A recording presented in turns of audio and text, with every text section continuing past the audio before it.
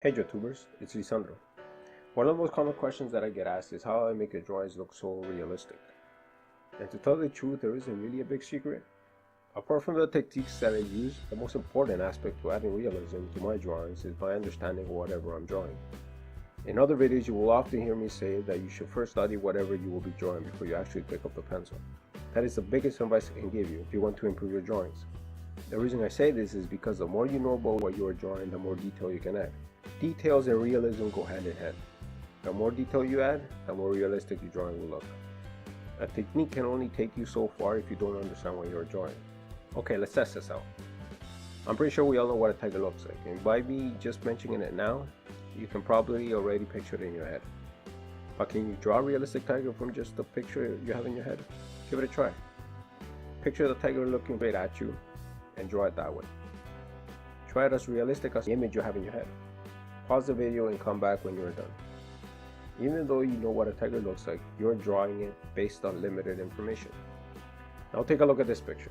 I want you to study it as much as possible and look at what makes it a tiger. Look at the shape of the head, the shape of the nose, hair on the nose, hairs around the eyes, different thickness of hair color, hair length, and all those things. Study it for about 10 minutes. Okay, now I want you to draw a tiger face looking forward like you did at the beginning. Pause the video, come back when you're done. Okay, I'm pretty sure the second drawing will have a bit more realism than the first. It may not be the best drawing, but it does look different. The only thing that has changed was that you now know more about what a tiger looks like than before. The image of what a tiger looks like has changed for you. You have a better understanding of it. This is where multiple reference images come into play. For that reason, I study whatever I'll draw first, and I also use multiple reference images.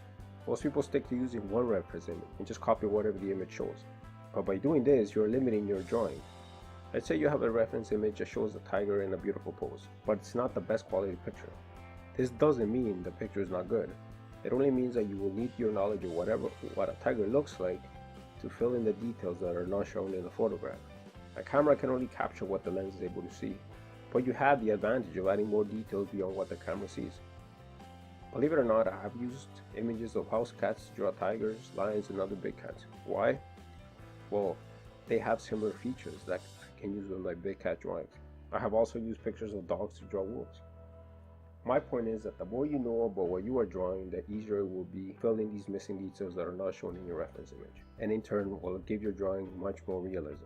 Even if your reference image is clear, you can add additional details that are not shown in the reference image to give your drawing a bit more realism. Over the years, I've drawn countless tigers, and because of that, I have a pretty good understanding of its details. If I'm using an image, for example, that has a part of the tiger that is out of focus and it's not clear enough, I'm able to add details to that area because I know what is supposed to be there. Being able to do this will take your drawings to a whole new level because you're not limiting yourself with just what the reference image is showing you. You're making this drawing your own, because at the end, it is your artwork. You can make it look however way you want it. Over time, you won't even need additional reference images because that extra information about what you are drawing will be part of your knowledge, and you will add it without having to look at the pictures. Getting used to working this way will add so much realism to your drawings. Like I said, realism is all in the details. Sometimes I add details that I know most people will never notice, but I know that they should be there, and in the end will have a part in making my drawings look more realistic. Well, I hope you guys found these tips useful, and apart from learning the techniques, keep in mind that it is very important to understand what you are drawing. It is not just a matter of copying. Have fun with it. Make it your own. Well, don't forget to give this video a thumbs up, and be sure to subscribe for future tips and tutorials. And happy drawing, everyone.